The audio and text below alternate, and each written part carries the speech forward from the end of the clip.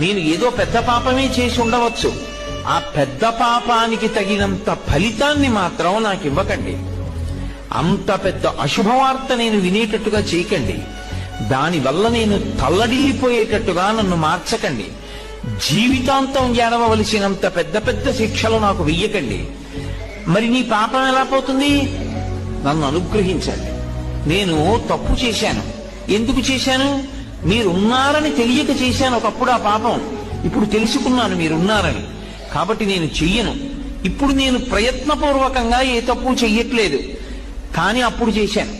ఈశ్వర, మీరు నన్ను మన్నించి ఆ పాపము యొక్క ఫలితాన్ని ఇచ్చేటప్పుడు బహు తక్కువ చేసి ఇవ్వండి. నేను భరించగలిగేలా ఇవ్వండి తప్ప నేను భరించలేనంత దుఃఖాన్ని నాకు ఇవ్వకండి.